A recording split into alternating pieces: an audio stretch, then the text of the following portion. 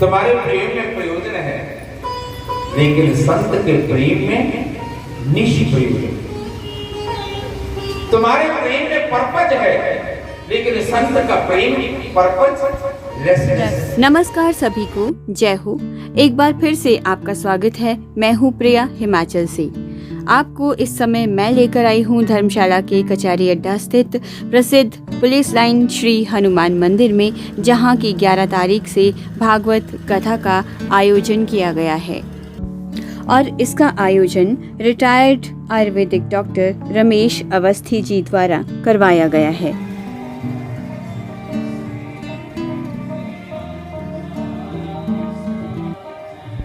दोपहर 2 बजे से लेकर के सायं 6 बजे तक ये कथा चलती है। आप भी यहाँ आकर के कथा सुनकर के पुण्य के भागीदार बन सकते हैं। आजकल आप सब जानते ही हैं कि 11 तारीख से श्राद्ध पक्ष शुरू हो चुके हैं और हम सभी अपने पूर्वजों को याद कर रहे हैं। ऐसा माना जाता है कि भाद्रपद महीने में पितृपक्ष में यदि भागवत कथा कही, सुनी और करवाई जाए तो हमारे पितर यानी पूर्वज बहुत प्रसन्न होते हैं, तथा यदि कोई पितरदोष हो तो कुछ प्रतिशत कम हो जाता है। 11 तारीख से शुरू हुई ये कथा 17 सितंबर तक ऐसे ही चलेगी। समय आपको बता दिया है मैंने, दोपहर 2 बजे से लेकर सायं 6 बजे तक। और 18 तारीख को पूर्ण आहुति के बाद भंडारे का आयोजन किया जाएगा।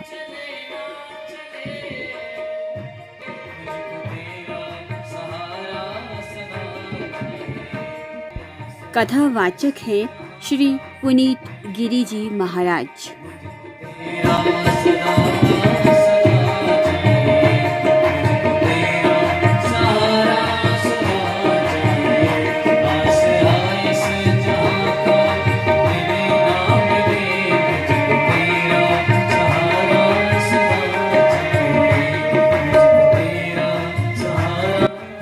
तो आइए हनुमान जी के श्री चरणों में बैठ करके हम भी इस कथा का कुछ लाभ उठाएं। है, साक्षी है, चैतन्य है, प्रकाश है, और शरीर अमावस अंधकार है। एक तरफ शरीर है मृत्यु, और एक तरफ आत्मा है अमृत, और दोनों जुड़े हैं मन। मन सदा आधा आधा निर्णय करता है, आधा शरीर से, आधा आत्मा से। तो मन के आधे हिस्से में तो दिन होता है और मन के आधे हिस्से में रात।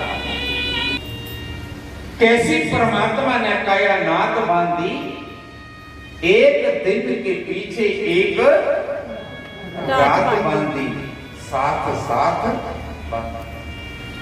ज्ञानी व्यक्ति, जिसको तुम ज्ञानी समझो, ज्ञानी व्यक्ति बस वहीं तक आता है जहां तक दिन होता है, जहां तक रोशनी होती है वह वहीं आकर सो जाता। अज्ञानी अंधकार में ही चलता है, उसे पता ही नहीं होता कि उसके भीतर भी कोई सूर्योदय होता है, उसे बाहर की रोशनी का पता है, अंदर की रोशनी का अज्ञानी को पता नहीं है। यदि तुम बाहर हैं तो वासना है, यदि तुम भीतर हैं अंदर की रोशनी का पता है। इसी को बुद्ध ने कहा, आप दीपो अपने दिए स्वयं, मेरी रोशनी में तुम कब तक चल सकते हो? एक न एक दिन हमारे रास्ते भी अलग होंगे। तुम अपने दिए खुद जलाता चलो, ताकि तुम्हें तुम्हारी रोशनी ही तुम्हें मार्ग दिखा सके। 7 चक्कर हैं शरीर के, 3 चक्कर नीचे और 3 चक्कर ऊपर, मध्य में है हृदय चक्र। थोड़ा सा योगियों की भाषा को भी समझ लीजिए। हमें हमारी कनेक्टिविटी कैसे है? 3 चक्कर नीचे हैं। 3 नीचे के चक्कर का मतलब है मूलाधार, स्वादिष्ठान और मणिपुर, यानी कि नाभि तक 3 नीचे और हृदय चक्र से ऊपर 3, विशुद्ध, आज्ञा और सहस्रार। इन तीनों ऊपर को और तीनों नीचों को जोड़ता है हृदय चक्र, अनाहत चक्र, ये मध्य है। हृदय चक्र, उसके नीचे 3 चक्कर, ऊपर 3 चक्कर। जो नीचे के 3 चक्कर है उनसे संसार निर्मित होता है। जो नीचे वाले 3 चक्कर है, मूलाधार, स्वादिष्ठान और पेट में, पेट, स्टमक, नेवल, नाभि, इसको मणिपुर को बोलते हैं। इन नीचे के 3 चक्रों में संसार का निर्माण होता है। जो ऊपर के 3 चक्कर हैं उनसे मुक्ति निर्मित होती है। ऊपर, इसलिए कंठ चक्र को कहते हैं आकाश तत्व। गले में क्या होता है? आकाश, जो पृथ्वी को भी जोड़ता है और जो अंतरिक्ष को जोड़ता है, परमात्मा को जोड़ता है। जो नीचे के 3 चक्रों, क्योंकि वो भी तो हृदय से जुड़ी है ना। हृदय में क्या है? अंतःस्थल में क्या है? प्रेम। और प्रेम क्या है? प्रेम है द्वार, सबसे गुजरना पड़ेगा। ऊपर के चक्रों में जीने वाला व्यक्ति भी, यदि तुम कहें कि संत क्षेत्र निर्मोही होते हैं या उनमें प्रेम होता है, तुम्हारे प्रेम में प्रयोजन है, लेकिन संत के प्रेम में निष्प्रयोजन। तुम्हारे प्रेम में पर्पज है, लेकिन संत का प्रेम पर्पज लेसनेस। तुम तो ये कहते, तुम क्या तुम्हारे पास देने को, तो मैं आऊं। प्रेमी प्रेमिका को यही तो कहता है, क्या देगी? संत का प्रेम निष्प्रयोजन। ऊपर के चक्र में जीने वाला व्यक्ति भी प्रेम करता है, लेकिन उसका प्रेम सीमा में नहीं होता। तुम्हारा प्रेम तो सीमा में है। तुमने खबरदार दूसरे की तरफ आंख उठा के देखा, या तुमने खबरदार दूसरे को चंदन लगाया, जब तुमने खबरदार दूसरे की तरफ झांका। ऊपर के चक्रों में जीने वाला व्यक्ति का प्रेम विराट होता है, वो सीमा में बंधा नहीं होता। तुम्हारा प्रेम तो सीमा में होता। जो भी आए वो जाए, इस जग से बेगाना जी, ये संतों का प्रेम नगर, यहाँ सफर करेगा जी। ये संतों का प्रेम नगर, यहाँ सफर करेगा।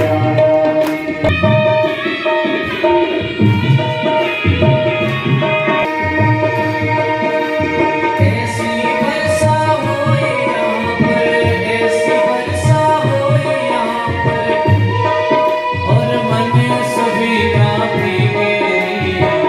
ऐसी वर्षा हो यहाँ पर, मन सभी का भीगे। जो भी आए वो जाए, जो भी आए वो जाए, इस जग से बेगाना जी, ये संतों का प्रेम नगर, यहाँ सफर करेगा जी।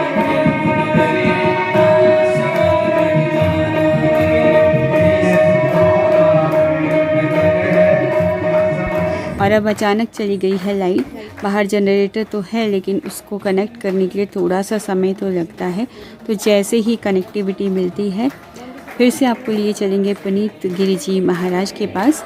और अभी सारी संगत ने अपने भजन कीर्तन शुरू कर दिए हैं, तो आनंद लीजिए।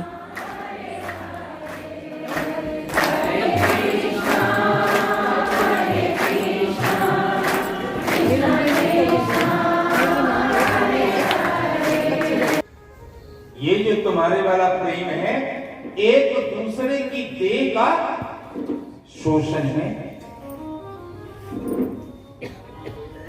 एक दूसरे के ऊपर कब्जा, ऐसा भी कह सकता हूं। ये पाशविक प्रेम है। इसलिए पुराने शास्त्र कहते हैं अगर काम वासना ही तुम्हारे जीवन का लक्ष्य है, तुम में और पशु में फिर क्या अंतर है? पशु का मतलब जो पाश, चाहे पाश तुम्हारे मोह का हो, कामना का हो, वासना का हो, ये क्या है पाश? और पशु बंधा है, पाश में बंधा है पशु, पाश से मुक्त हो जाए वही पशुता से। हृदय ग्रंथि के नीचे पशु का संसार है, विस्मरण का, और हृदय ग्रंथि के ऊपर अनाहत के ऊपर यात्रा करो तो अनंत में मिलता है सहस्त्रासार, और उसका नाम है एग्जिट। दोनों स्थितियों में मनुष्य समाप्त हो जाता है, नीचे गिरकर पशु, ऊपर उठकर परमात्मा, फिर मनुष्य को समाप्त होना है, मैं को मिटाना है। जब मेरे विच मैं थी तब मैं सजदे करता रहा, सजदे मैंने पूजा पाठ उपासना प्रार्थना, जब मेरे विच मैं थी कि मैं सजदे करता रहा, उन मैं न रही फिर सजदा, जब मैं का कफन फूक दिता ते मैं दी बजाय तू, मैं दी बजाय। और आज की ये भागवत कथा गोवर्धन महाराज की पूजा के साथ समाप्त हुई। आज की इस भागवत कथा का श्री पुनीत गिरि जी महाराज के शब्दों में मैंने थोड़ा सा सार लेने की कोशिश की है कि प्रेम का सही अर्थ क्या है। इसके बाद आई हुई संगत को प्रसाद आदि का वितरण भी किया गया, और उम्मीद करती हूँ कि आज का मेरा ये प्रयास आपको पसंद आया होगा। अगर आपको अच्छा लगा है तो वीडियो को लाइक, शेयर और सब्सक्राइब ज़रूर कर दें, और एक कमेंट किए बिना नहीं जाइएगा। राधे राधे। और आपसे जल्द मिलती हूँ गणपति जी के एक और सुंदर से ब्लॉग में। बिल्कुल मत सोचिएगा कि मैं उनको भूल गई हूँ। अरे भाई, अभी तो बहुत सारे ब्लॉग्स पड़े हैं उनके, 4, 5, 6, 7, 8 और 9 तारीख का विसर्जन भी तो आप तक मुझे लाना है। तब तक bye bye, take care and thanks for watching.